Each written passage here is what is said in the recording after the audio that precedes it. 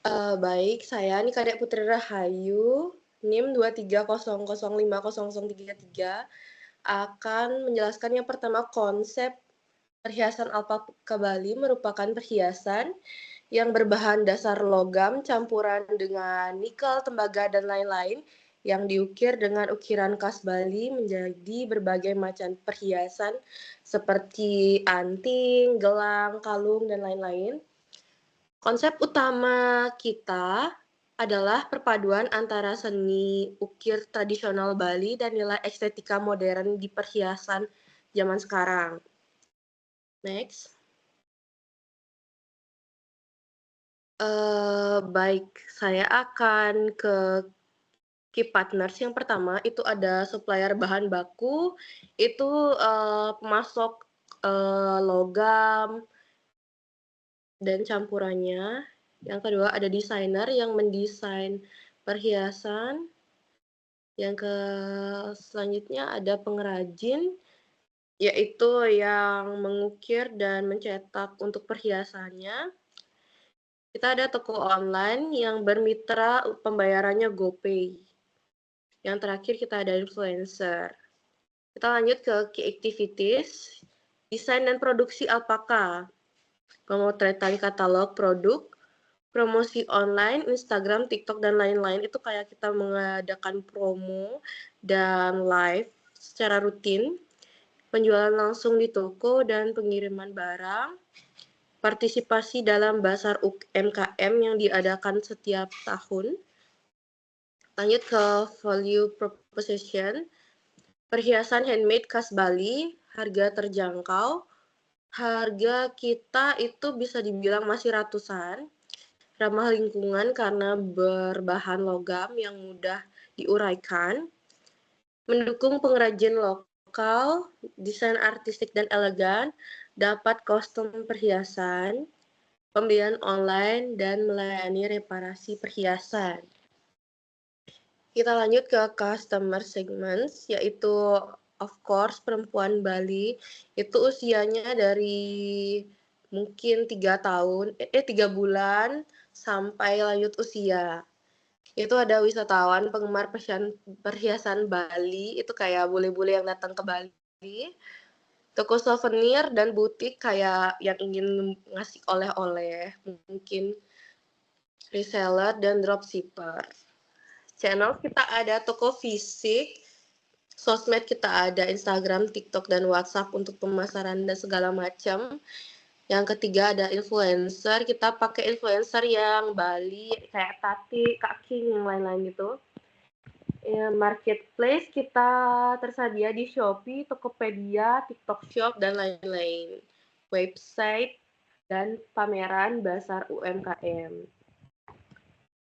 Kita lanjut ke key research, yaitu pertama ada pengrajin dan desainer lokal, peralatan produksi itu untuk kayak mesin pencetakan dan ngukirnya itu, bahan baku alpaka kayak tembaga, terus logam dan lain-lain, workshop, tim pemasaran digital, ini ada cost structure, pembelian bahan baku perhiasan, gaji pengrajin dan staff, biaya promosi dan influencer, packing dan pengiriman, biaya sewa tempat dan listrik.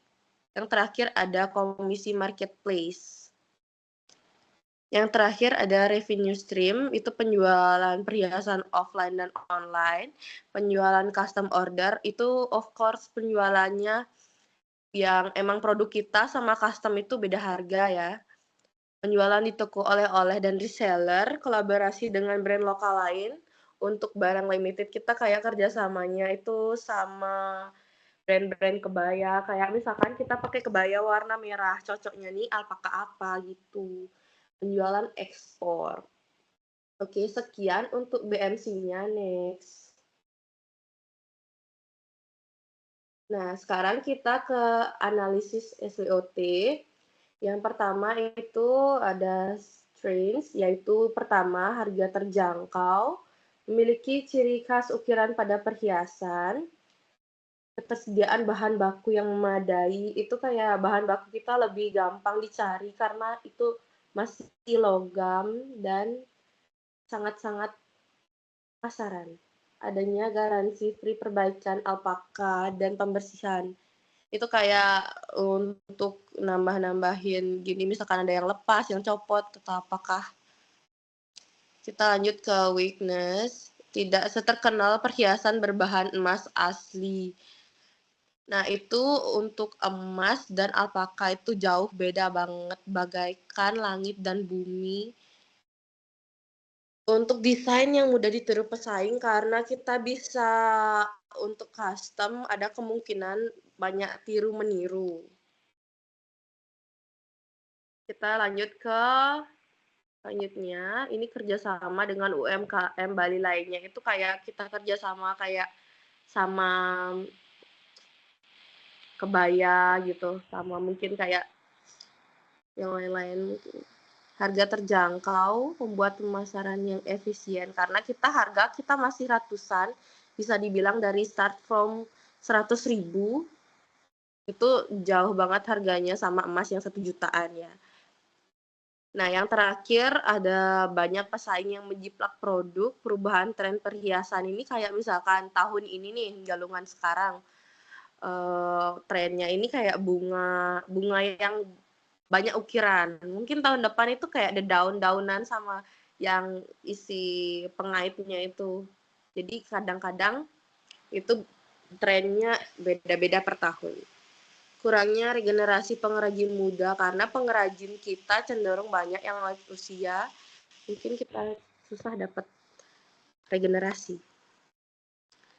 Selanjutnya ada Porter of yang pertama ada banyak pengrajin baru bermunculan dengan modal kecil, namun pesaing lama sudah memiliki reputasi desain khas Bali dan pelanggan tetap sehingga pendatang baru sulit menyaingi tanpa inovasi dan kualitas yang tinggi. Kita harus benar-benar punya nama sih di sini dulu, makanya kita pakai influencer. Kita harus ngadang banyak-banyak promo, apalagi ini udah dekat Galungan Kuningan. Apalagi pesaing kita itu kebanyakan dari Gianyar dan Denpasar. Selanjutnya ada rivalry among existing competitors, yaitu banyak pengrajin di Bali membuat perhiasan alpaka, jadi persaingannya tinggi. Semua berlomba-lomba menarik pembeli dengan desain dan harga yang menarik. Usaha bisa bertahan jika punya ciri khas desain Bali yang lebih menonjol. Itu lebih ke ada harga, ada kualitas, dan desain yang beragam. Bargaining power of buyers, mereka mudah membandingkan harga, desain, dan kualitas sehingga daya tawar konsumen cukup tinggi. Jika produk tidak unik, pembeli bisa dengan mudah beralih ke merek lain. Itu kayak misalkan mereka, di tempat ini aja harganya segini, kok di sini mahal? Kita harus bisa pandai-pandai menjelaskan bahan kita yang berbeda dan desain keunikan kita di mana. Lanjut ke Trees of Substation, ada produk perhiasan alpaka bersaing dengan banyak alternatif seperti perhiasan perak, emas, tembaga, bahkan aksesoris fashion berbahan resin atau stainless. Itu lebih ke perbedaan harga dan kualitas kayak gimana bilang ya. Kalau emas itu kayak nggak berubah warna, kalau kita pakai logam kan bisa kayak menghitam, tapi karena kita pengennya customer pengen makainya itu berkali-kali, jadi kita menawarkan pembersihan gratis. Bargaining power of suppliers, berbahan dasar alpaka mudah diperoleh dari banyak pemasok sehingga daya tawar pemasok tidak tinggi. Namun untuk bahan pelengkap misalkan pernak-pernik atau kemasan premium cukup lumayan. Ini kayak harga logam ya segitu-segitu aja, cuma harga yang pernak-pernik kayak mutiara, terus kayak berlian, kayak yang lain-lainnya itu yang lumayan. Untuk kemasan mungkin lebih ke misalkan untuk yang ngasih seserahan mungkin ada kemasannya berbeda dari kemasan yang cuman plastik doang, itu harganya lumayan. Sekian dari saya. Terima kasih.